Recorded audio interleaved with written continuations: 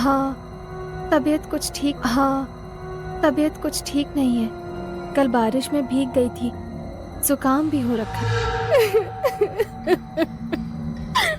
तभी बिंदिया की मौसी ने चिल्लाते हुए कहा, तंत्र का प्रयोग किया है किसी ने हमारी बेटी पर। तंत्र का, सुन रहे हैं सब? तंत्र। कहते हैं कि विवाह के दौरान दंपति, अर्थात वो समय जब माला बदल होता है या 7 फेरे होते हैं या सिंदूरदान से लेकर दुल्हन विदाई तक की रस्म का जो समय होता है, वो समय बहुत ही संवेदनशील होता है। अरे ये क्या कर रही है रे? हे बिंदिया, हमार बिटिया, ई ना कर। ए बिंदिया।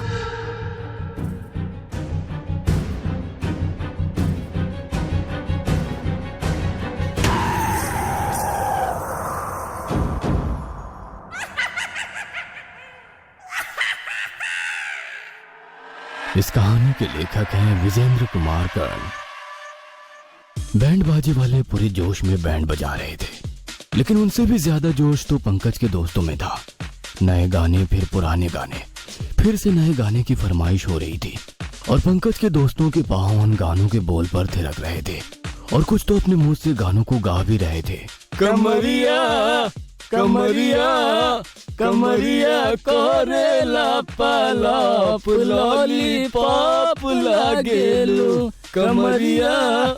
दूल्हे की शेरवानी पहने अपनी कार में बैठा पंकज बहुत खुश था, क्योंकि लगभग 4 साल का बिंदिया के साथ उसका रिलेशनशिप आज एक रिश्ते में बदलने जो जा रहा था।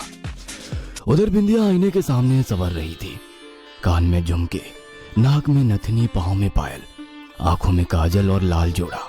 उसकी खूबसूरती को देखकर तो ऐसा लग रहा था कि उसकी खूबसूरती आज तक कहीं छिपी बैठी थी और शादी के दिन वो आजाद होकर बाहर निकलना चाहती थी। बाप रे बाप, हमने तो सुना था कि खूबसूरती आग लगा देती है। भगवान कसम, आज देखियो लिए। जानती है मेरी जान, आज तो तुम एकदम हीरोइन लग रही हो, एकदम same to same Kareena Kapoor. आज अगर हम लड़का होते ना, अभी के अभी तुमसे ब्याह कर लेते। तुम भी ना दीपा, खाली फालतू बात बोलती रहती है। जानती है रे, आज हम कितना खुश हैं। हमारी बचपन की दोस्त आज दुल्हनिया बन गई है। अब तू एगो नई जिंदगी में एंटर करने वाली है। तुमको तुम्हारा सच्चा प्यार मिलने वाला है। तू बड़ी भाग्यशाली है रे, जो तुझे तेरा प्यार मिल रहा है। नहीं तो आजकल का जमाना में सच्चा प्यार मिलना पता है ना कितना मुश्किल है। हमरा दिल आज बहुत खुश है रे। आई लव यू टू रे। बारात बिंदिया के दरवाजे पर लग गई थी। दीपा और बिंदिया ऊपर वाले कमरे से बारात को देख रहे थे। आतिशबाजी होने लगी थी। आसमान पर जाकर पटाखे इतनी सुंदर रोशनी और डिजाइन बना रहे थे कि सभी का ध्यान उस पर था, लेकिन बिंदिया का ध्यान बारात पर कम, पंकज पर ज्यादा था। पटाखों की रोशनी खामोश हुई। बारातियों का ध्यान अब पूरी तरह शादी के मेन्यू पर था। कोई पनीर टिक्का दबा रहा था तो कोई अपना प्रेम चिकन टिक्का पर बरसा रहा था। कोई गोलगप्पे के पानी में खोया था तो कोई चिकन लेग पीस की खोज में ऐसे लगा था जैसे कोई महात्मा सत्य की खोज में लगे रहते हैं। स्टेज पर माला पहनाने के समय भी खूब हंसी मजाक होने लगा। बिंदिया ने पंकज को जैसे ही वरमाला पहनाना चाहा, उसके दोस्तों ने उसे पकड़कर काफी ऊंचा उठा लिया और जोर जोर से हंसने लगे। बेचारी बिंदिया को बहुत गुस्सा आया। उसने दीपा की ओर देखा। दीपा ने उसका हाथ पकड़ा और स्टेज से उतरने की एक्टिंग करने लगी, लेकिन तभी पंकज की आवाज बिंदिया के कानों में आई, बिंदिया आई लव यू। बिंदिया ने पीछे मुड़कर देखा तो पंकज स्टेज पर घुटनों के बल बैठा था और उसने वरमाला को कुछ इस तरह से पकड़ रखा था जैसे कि उसने हाथ में गुलाब का फूल लिया हो और प्रपोज के लिए बैठा हो। उसे देखकर बिंदिया जोर जोर से हंसने लगी। पूरे 5 मिनट तक वो हंसती रही। 5 मिनट तक उसका हंसना नॉर्मल ही था, लेकिन वो तो हंसती रही जोर जोर से, बहुत जोर से। अब बिंदिया, क्या हुआ है तुमको? बिंदिया ने पंकज की ओर ऐसे देखा जैसे कि वो उसे जानती ही नहीं, उसे वो पहली बार देख रही हो। क्या हुआ बिंदिया, तुम हमको ऐसे टुकुर टुकुर काहे देख रही हो? लेकिन बिंदिया उसे घूरती रही और फिर वो उसके ऊपर ऐसे कूद गई जैसे कोई जानवर किसी पर हमला करता है। पंकज नीचे जमीन पर गिर पड़ा। बिंदिया और भी जोर जोर से हंसते हुए उसके ऊपर सवार हो गई। अजीब भयानक लग रही थी उसकी हंसी। शादी का वो माहौल एकदम से बदल गया था। सभी के चेहरे पर डर ने दस्तक दे दी थी। किसी को समझ नहीं आ रहा था कि अचानक बिंदिया को क्या हो गया है। बिंदिया की माँ, चाची, बुआ, सभी का दिल जोर जोर से धड़क रहा था। वो बिंदिया बिंदिया पुकार रही थी। तभी बिंदिया ने उनकी ओर घूर कर देखा और उसने अपने नाक में पहनी नथुनी को जोर से खींचना शुरू कर दिया। अरे ई का कर रही है रे? ए बिंदिया, ए बिंदिया, हमार बिटिया ई ना कर। ए बिंदिया। बिंदिया की पूरी नाक लहूलुहान हो गई थी। खून की बूंदें पंकज की शेरवानी पर गिर रही थी। वह बिंदिया की गिरफ्त से निकलना चाहता था, लेकिन लाख कोशिश के बावजूद भी यह संभव नहीं हो रहा था। अचानक बिंदिया पंकज की छाती से उतरी और जमीन पर लेटने लगी। उसके बाद वो ऊपर उठी और हाथ और पैरों के सहारे पीछे की ओर तीर की तरह झुककर चलने लगी, बहुत तेजी से। इस तरह उसे चलता देख सभी की सांसें रुक गई थी। बैंडबाजी वाले तो अपने उल्टा चलना छोड़ा, लेकिन उसके बाद उसका शरीर हवा में ऊपर की ओर उठने लगा। उसे देखकर ऐसा लग रहा था कि वो ऊपर उड़ गई। बिंदिया ने नाचना बंद कर दिया था और वो जोर जोर से रोने लगी।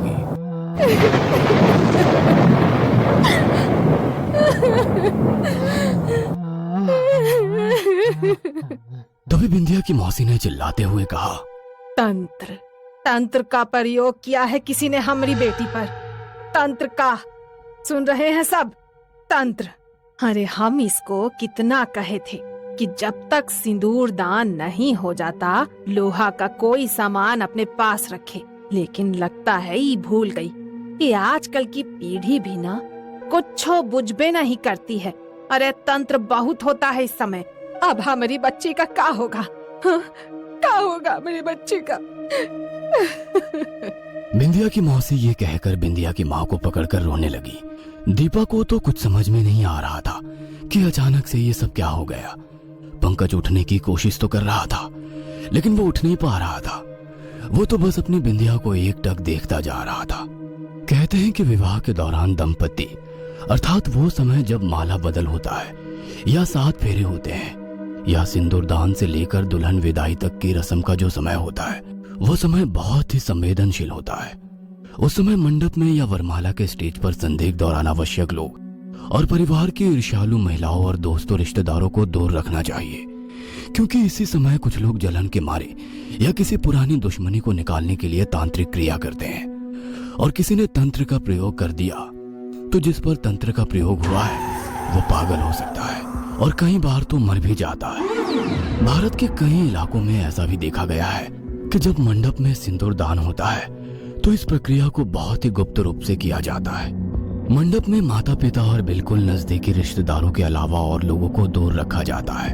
यही नहीं, दुल्हा दुल्हन की गांठें बांधी हुई चुनरी में कोई कुछ डाल ना पाए या विदाई के समय वो कपड़ा कोई चोरी ना कर ले, इस बात का भी विशेष ख्याल रखा जाता है। चली आ रही परंपरा के अनुसार शादी की हल्दी की रस्म के बाद से ही लोहे का कोई भी छोटा या बड़ा सामान अपने साथ रखने का भी नियम है।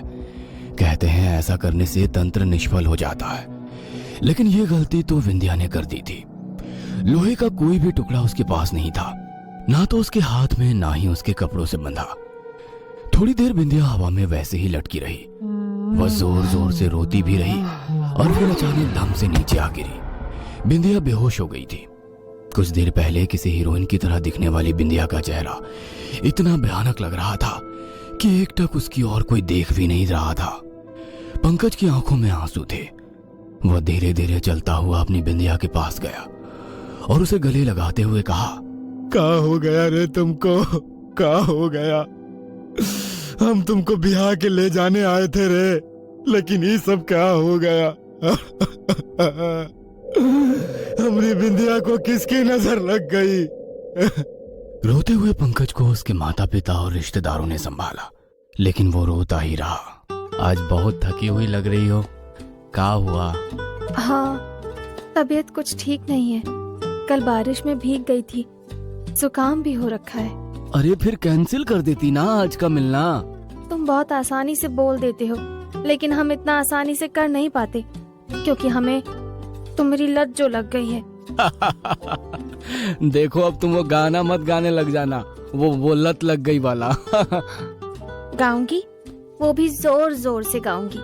अच्छा, अभी तो बहुत डेयरिंग दिखा रही हो। कल रात लव यू बोलने में जान निकल रही थी तुम्हारी। हाँ, अरे पागल, कल मम्मी बगल में सोई थी और तुम थे कि लव यू बोलने की जिद कर रहे थे, लेकिन फिर भी हमने बोला तो था। हाँ बोला था, लेकिन कितना धीरे, सुनाई नहीं पड़ा हमको। अच्छा, बिना सुने ही लव यू टू बोल दिए थे तुम? हाँ बिंदिया, जानती हो ये सच है कि इश्क ना बिना कुछ सुने सब कुछ सुनना सिखा देता है। सही कहा, सुनाई तो पड़ जाता है लेकिन दिखाई नहीं पड़ता। का मतलब? मतलब ये कि 8 बज गए हैं, घर नहीं जाना। आज फिर हमको घर में झूठ बोलना पड़ेगा कि एक्स्ट्रा क्लास में लेट हो गया। जानते हो पंकज, ये जो प्यार होता है ना, बिना कुछ सुने सब कुछ सुनने के अलावा 2 बात और सिखा देता है। अच्छा, कौन सा 2 बात? पहला झूठ बोलना और दूसरा रात को मम्मी बगल में भी सोई हो तो भी लव यू कहना। ओ, ये तुम्हारा पॉइंट ऑफ व्यू है। हम तो इसे ऐसे देखते हैं कि जो प्यार है ना, वो मैनेजमेंट सिखाता है, टाइम मैनेजमेंट, रिस्क मैनेजमेंट, और जाते जाते किस दे दो तो किस मैनेजमेंट भी। जिस तरह टोल गेट पर टोल लगता है ना, वैसे ही तुमसे मिलने के बाद हमको एगो किस देना ही पड़ता है। पुरानी बातों को सोच पंकज की आंखें बार बार भीग रही थी। 10 दिन हो गए थे बिंदिया के साथ घटी उस घटना के। बिंदिया को एक अलग कमरे में रखा गया था, क्योंकि वो कभी भी उग्र हो जाती, कभी जोरों से रोती, कभी हंसने लगती, कभी वो फिर उसी तरह पीछे की ओर चलने लगती, तो कभी उसका शरीर हवा में उड़ जाता। इस बीच घर वालों ने डॉक्टर से भी कंसल्ट किया, लेकिन मेडिकल की दुनिया में इसका कोई ट्रीटमेंट नहीं था। डॉक्टरों ने उसे नींद की गोलियां देनी शुरू कर दी थी। जब तक उन गोलियों का असर रहता, वो सोई रहती, लेकिन जागने के बाद फिर से वही हालत हो जाती। इन 10 दिनों में बिंदिया हड्डियों का ढांचा बनकर रह गई थी। पंकज हर दिन उससे मिलने आता, उसे दूर से देखता और चला जाता। इस बीच उसके घर में भी बात होने लगी थी कि बिंदिया पागल हो गई है, पंकज को दूसरी लड़की के बारे में सोचना चाहिए। लेकिन सच्चा प्यार बहुत जिद्दी होता है, बहुत ही जिद्दी।